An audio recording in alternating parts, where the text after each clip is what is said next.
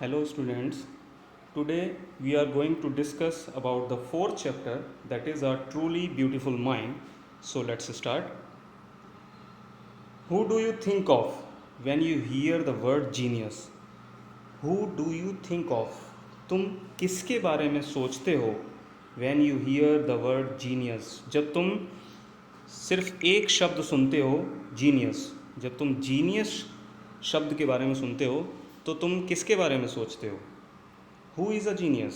ऐसा जीनियस कौन है? What qualities do you think a genius has? तुम्हें एक जीनियस में कौन कौन सी क्वालिटीज़ मिलती हैं, या कौन कौन सी क्वालिटीज़ के बारे में तुम सोचते हो कि एक जीनियस में इस तरह की क्वालिटीज़ हो सकती हैं? We shall now read about a young German civil servant who took the world by storm about 100 years एगो। और यहाँ पर हम एक ऐसे नौजवान जर्मन सिविल सर्वेंट के बारे में बात करेंगे जिसने लगभग 100 साल पहले दुनिया में तूफ़ान ला दिया था। दुनिया में तूफ़ान ला देने का मतलब क्रांति ला दी थी अपने विचारों से। इन द समर ऑफ 1905, सन 1905 की गर्मियों में the 26 years old published in quick succession 4 groundbreaking papers about light, the motion of particles, the electrodynamics of moving bodies and energy। और सन 1905 की गर्मियों में 26 साल के एक नौजवान ने 4 अलग अलग ग्राउंड पेपर्स का क्विक सक्सेशन का मतलब है 4 ज़बरदस्त लगातार जो सफलताएं थीं वो दी थीं। किसके थ्रू? पेपर्स के थ्रू। वो 4 जो पेपर्स थे वो किस पर आधारित थे? वो सब थे अबाउट लाइट के माध्यम से, अबाउट लाइट के बारे में था। द मोशन ऑफ पार्टिकल्स का जो मोशन होता है उसके बारे में था। The electrodynamics of moving bodies उसके बारे में था। And the energy. He work took up only a few pages in scientific journals. उसने साइंटिफिक जो जर्नल था उसमें कुछ पन्ने ही लिखे, कुछ पन्ने के ही उसने काम करे। But change forever our understanding of space time and the entire cosmos. लेकिन उसके जो ये काम थे, उसके जो ये कुछ ही जो पन्ने थे, कुछ ही जो पेज थे, उसने स्पेस टाइम और जो पूरा जो कॉस्मोस है, पूरा जो प्रकृति है, उसके बारे में हमारी समझ को पूरी तरह से बदल दिया। And transform the name Einstein into a synonym of genius. और अपना जो आइंस्टाइन जो उसका नाम था, उस नाम को जीनियस नाम का सिनोनिम बना दिया।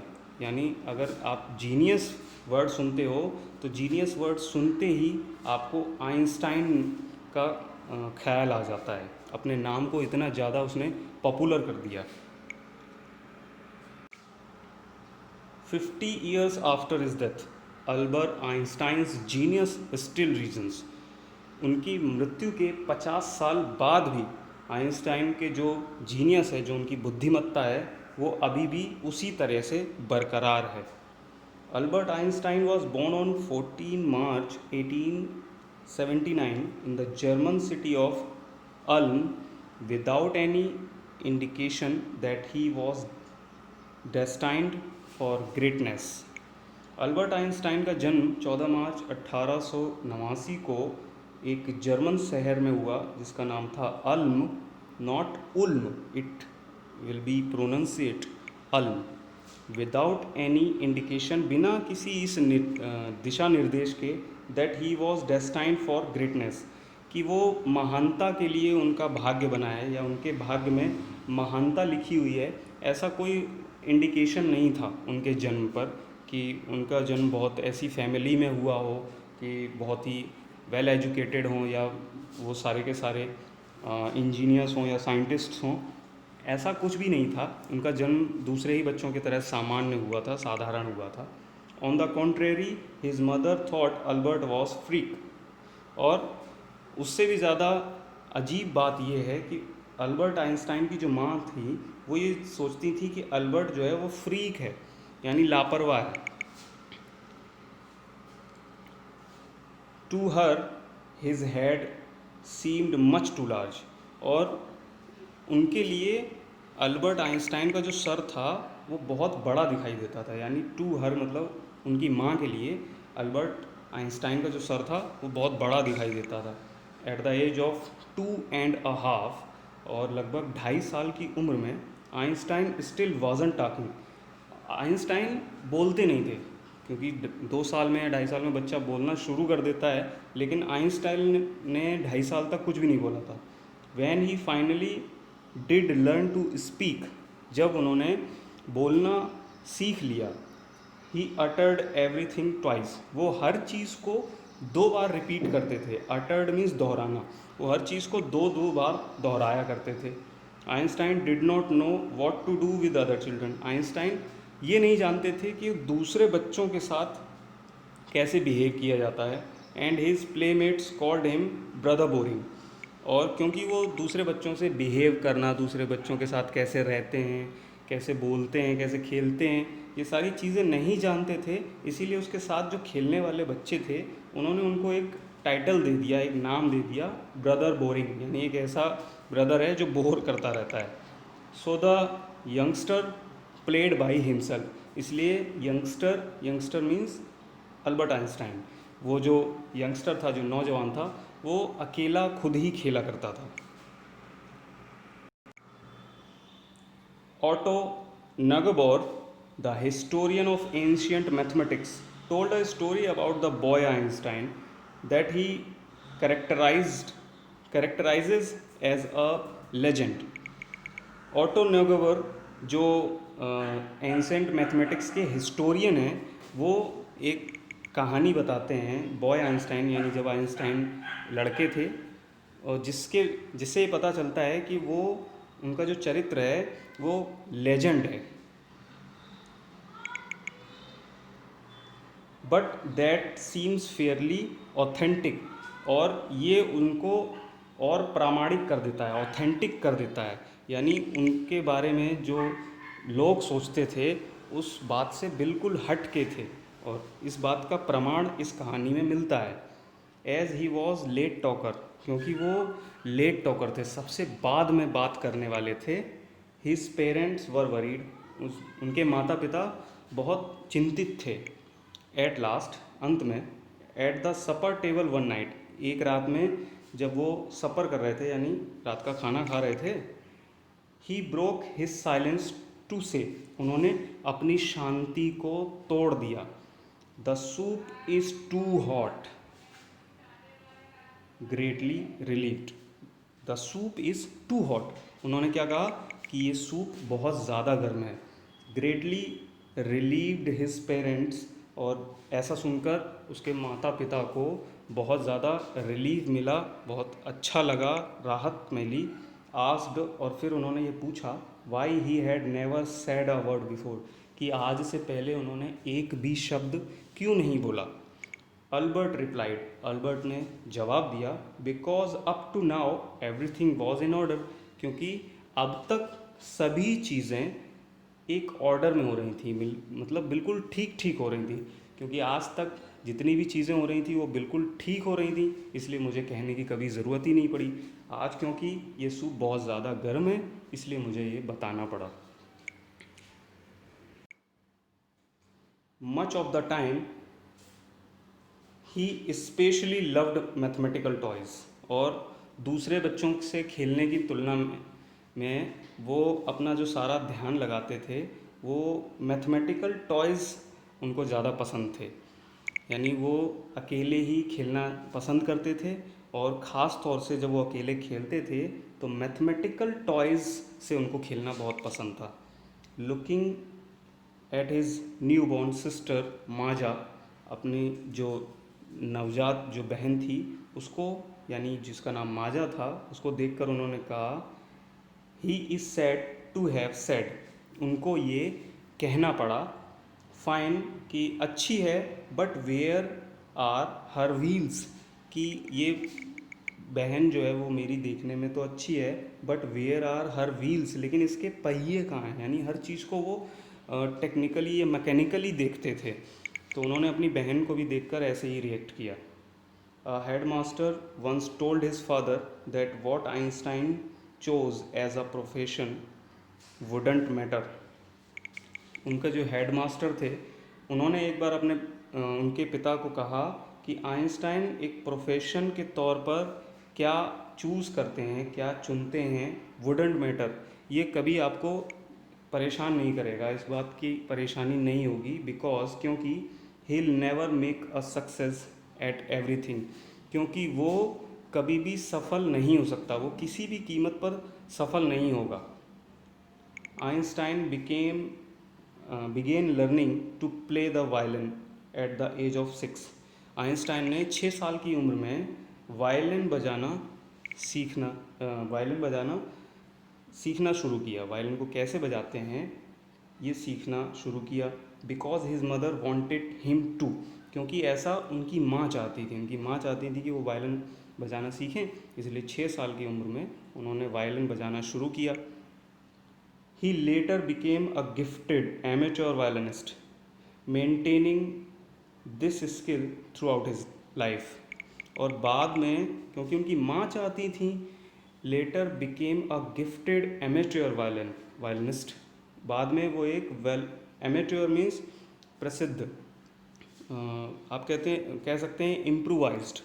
एमेच्योर का मतलब इम्प्रोवाइज्ड, यानी एक कुशल वायलिन बजाने वाले बन गए. Maintaining this skill through out his life, और अपनी पूरी ज़िंदगी में उन्होंने ये स्किल, कौन सी स्किल, वायलिन बजाने वाली स्किल को हमेशा उन्होंने मेंटेन किया, हमेशा उसको अच्छा करने की ही कोशिश की. But Albert Einstein was not a bad प्यूपिल, लेकिन अल्बर्ट आइंस्टाइन एक बुरा प्यूपिल मीन्स शिष्य नहीं था. He went to high school in Munich, वो म्यूनिक के हाई स्कूल में गए. Where Einstein's family had moved when he was 15 months old, और जब वहाँ पर वो 15 महीने गुजर गए तो आइंस्टाइन की फैमिली को वहाँ से जाना पड़ा. And scored good marks in almost every subject, लेकिन उन्होंने लगभग हर सब्जेक्ट में बहुत अच्छे मार्क्स अटेन किए, बहुत अच्छे नंबर उनके आए. Einstein hated the school's regimentation and often clashed with his teachers. Einstein hated the school's regimentation. Regimentation means administration. जो स्कूल का जो एडमिनिस्ट्रेशन था, जो तौर तरीके थे, उनसे आइंस्टाइन को बहुत नफ़रत थी. एंड ऑफन क्लैश्ड, और कभी कभी वो इस बात पर लड़ाई झगड़ा भी कर देते थे विद हिज टीचर्स, अपने टीचर्स से. क्लैश्ड का मतलब, लड़ाई झगड़े का मतलब यहाँ पर हाथापाई से नहीं है, लड़ाई झगड़े का मतलब है उनसे बहस हो जाती थी उनके इस मुद्दे पर. एट द एज ऑफ 15, और जब वो 15 साल के थे, Einstein felt so stifled there that he felt the school for good. He left the school for good, और वो वहाँ की जो वातावरण था उससे इतना ज़्यादा परेशान हो गए कि फाइनली उन्होंने स्कूल की अच्छाई के लिए वो स्कूल ही छोड़ दिया. The previous year Albert's parents had moved to Milan and left their son with relatives. और फिर पिछले साल अल्बर्ट के जो माता पिता थे वो मिलान चले गए. And left their son with relatives, और अपने बेटे को अपने जो रिश्तेदार थे उनके साथ छोड़ दिया. After prolonged discussion, Einstein got his wish to continue his education in German speaking Switzerland, in a city which was more liberal than Munich. After prolonged discussion, एक बहुत लंबी बहस के बाद Einstein got his wish to continue, Einstein को अपनी इच्छा को कंटिन्यू रखने की अनुमति मिल गई. उनकी क्या इच्छा थी कि उनको एजुकेशन लेनी थी एक जर्मन स्पीकिंग स्विट्ज़रलैंड में, यानी ऐसे स्विट्ज़रलैंड का वो हिस्सा जहाँ पर जर्मन भाषा बोली जाती थी. इन अ सिटी, उस शहर में, which was more liberal than Munich. Liberal means freedom, आज़ादी, जहाँ पर म्यूनिक के कंपैरिजन में जिस शहर में ज़्यादा आज़ादी मिल रही थी, वहाँ पर अल्बर्ट को पढ़ने की आज़ादी मिल गई. Einstein was highly gifted in mathematics and interested in physics. Einstein को गणित में गिफ्ट मिला था. हाईली गिफ्टेड का मतलब वो पैदाइशी ही निपुण थे गणित में. एंड इंटरेस्टेड इन फिज़िक्स, और उनका फिज़िक्स या भौतिक विज्ञान में इंटरेस्ट था, बहुत ही रुचि थी. एंड आफ्टर फिनिशिंग स्कूल, और स्कूल को ख़त्म करने के बाद, he decided to study at a university in Zurich. उन्होंने ज्यूरिक की एक यूनिवर्सिटी में पढ़ने का निश्चय किया. But science wasn't the only thing that appealed to the dashing young man with the walrus mustache. लेकिन साइंस ही केवल ऐसी चीज़ नहीं थी जिसकी वजह से जो डैशिंग यंग मैन, मतलब रौबीले रौबदार जो नौजवान युवक थे, और जिनके पास वॉलरस मोस्टेक थी, यानी उनकी जो मूछें थीं वो वॉलरस जैसी थीं. वॉलरस मीन्स एक डिज़ाइन कह सकते हैं आप, जिनकी जो मूछें थीं वो इस तरह के, जो शानदार नवयुवक था. साइंस ही कोई एक ऐसी चीज़ नहीं थी जिसकी वजह से वो वहाँ पर रुकना चाहते थे. He also felt a special interest in a fellow student Mileva Maric. उनका मैथ्स और फिज़िक्स के अलावा एक और इंटरेस्ट था जो कि उनकी साथ पढ़ने वाली एक स्टूडेंट से था, जिसका नाम मिलेवा मैरिक था. whom he found to be a clever creature, जिसको उन्होंने एक चालाक क्रिएचर, चालाक प्राणी पाया. यानी उन्होंने मिलेवा मैरिक को जब परखा, देखा, जाना, तो वो उन्होंने पाया कि ये भी बहुत ही चालाक है, बहुत ही समझदार है. This young Serb had come to Switzerland because the university in Zurich was one of the few in Europe where women could get degrees. This young SERB यहाँ पर जो यूज़ हुआ है, जो वो मिलेवा मैरिक के लिए यूज़ हुआ है, जो ये नौजवान लड़की थी, वो स्विट्ज़रलैंड इसलिए आई थी क्योंकि ज्यूरिक की जो यूनिवर्सिटी थी, यही एकमात्र ऐसी यूनिवर्सिटी थी पूरे यूरोप में where women could get degrees, जहाँ पर औरतों को डिग्रीज़ मिलती थी. यानी उस समय पर औरतों को डिग्रीज़ देने वाली यूनिवर्सिटीज़ बहुत कम थीं, और one of that universities is universities in Zurich. So Mileva Maric वहाँ पर पढ़ने के लिए आई थी. Einstein saw in her an ally against the Philistines. और आइंस्टाइन ने उनको फ़िलिस्तीन्स के दौरान जब एक एलाई हुई उस दौरान देखा था. Those people in his family and the university with whom he was constantly at odds. जिसके साथ साथ उनके परिवार वाले और यूनिवर्सिटी में जब कोई समारोह हुआ वहाँ पर वो मिले. With whom he was constantly at odds, जहाँ पर वो बिल्कुल अजनबी थे जब वो मिले थे. The couple fell in love, और दोनों को एक दूसरे से लव हो गया. Letters survive in which they put their affection into words, और दोनों लेटर्स एक दूसरे को लिखने लगे, लेटर्स में सर्वाइव करने लगे, जहाँ पर उनका जो अफेक्शन था, जो उनका लव था, वो वर्ड्स के थ्रू होता था, शब्दों के थ्रू होता था. मिक्सिंग साइंस, जिनमें साइंस का मिक्सचर भी होता था, यानी उनके लेटर्स में शब्द जो होते थे उनमें साइंस भी नज़र आती थी. विद टेंडरनेस, और ये साइंस जो है बहुत ही सफाई से लिखी होती थी. रोट आइंस्टाइन लिखते थे, how happy and proud I shall be when we both have brought our work on relativity to a victorious conclusion. Einstein ने एक बार लिखा कि how happy and proud I shall be, कि मैं कितना खुश और कितना गौरवान्वित महसूस करूँगा, व्हेन वी बोथ, जब हम दोनों, हैव ब्रॉट आवर वर्क, हम दोनों अपना काम करेंगे, ऑन रिलेटिविटी पर, टू अ विक्टीरियस कंक्लूजन, और उसको एक विजयी निर्णय तक पहुंचा देंगे. विक्टोरियस मीन्स विजयी, कंक्लूजन मीन्स निष्कर्ष. यानी जब हम अपने काम को, रिलेटिविटी के काम को विजयी निष्कर्ष तक पहुंचा देंगे, तब मैं कितना खुश और कितना गौरवान्वित महसूस करूंगा.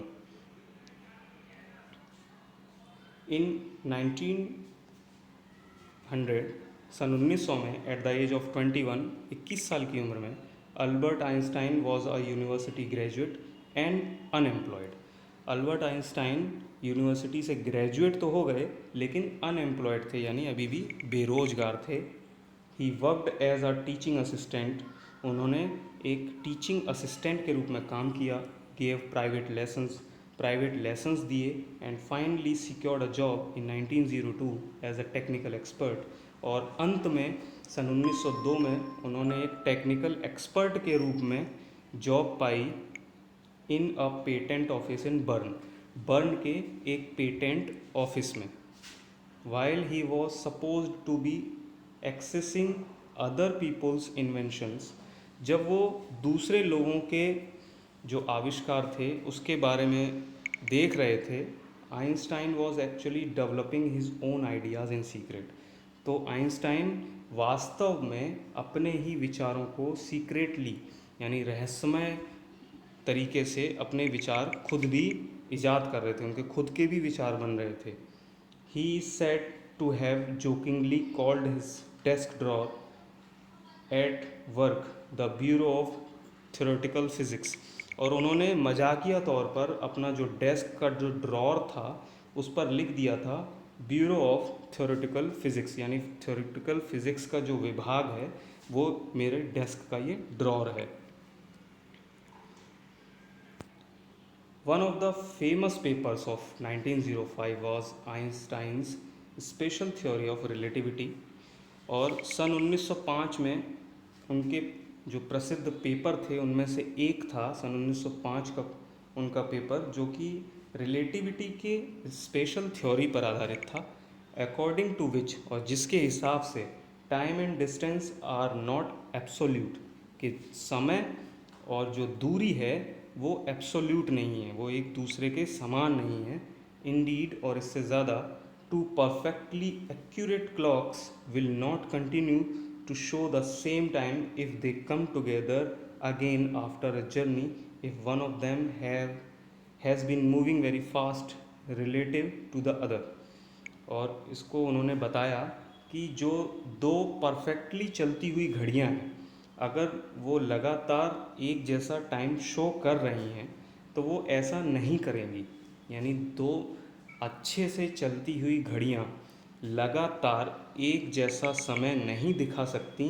अगर कब नहीं दिखा सकती? If they came together again after a journey, यानी उनको अगर यात्रा कराई जाए, यानी यात्रा कराई जाए का मतलब उनको एक टाइम तक छोड़ दिया जाए एक साथ चलाकर एक ही टाइम पर फिक्स करके, तो one of them has been moving very fast, तो उनमें से एक तो बहुत तेज चलेगी रिलेटिव टू द अदर, दूसरे की तुलना में। यानी अगर दो घड़ियों को हम बहुत परफेक्टली घड़ियां हैं उनको एक साथ एक टाइम पर सेट करके रख देते हैं, तो एक टाइम पीरियड के बाद एक घड़ी तेज चलेगी दूसरे के कंपैरिजन में।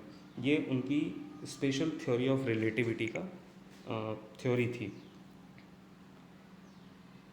From this followed the world's most famous formula, और इसी को आधारित करके उन्होंने दुनिया का सबसे प्रसिद्ध फार्मूला बनाया, विच describes the relationship between mass and energy, जिसने मास और एनर्जी के बीच में रिलेशनशिप को बताया। ये फार्मूला क्या था? E = mc²। In this mathematical equation, इस मैथमेटिकल इक्वेशन में E stands for energy, E को एनर्जी के रूप में दर्शाया गया है, M फॉर मास, M को मास के लिए दर्शाया गया है, and C for the speed of light in a vacuum, और स्पीड C को वैक्यूम में स्पीड ऑफ लाइट बताया गया है। और वैक्यूम में स्पीड की लाइट कितनी होती है? अबाउट 3 लाख किलोमीटर पर सेकेंड।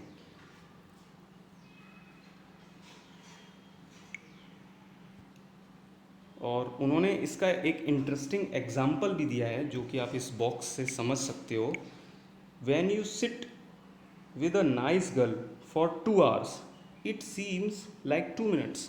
और उन्होंने इसको एग्जाम्पल, रिलेटिविटी का एग्जाम्पल दिया है, बहुत ही फ़नी एग्जाम्पल दिया है कि आप अगर एक खूबसूरत लड़की के साथ 2 घंटे बैठते हो तो आपको ऐसा लगेगा कि आप सिर्फ 2 मिनट तक ही बैठे हो.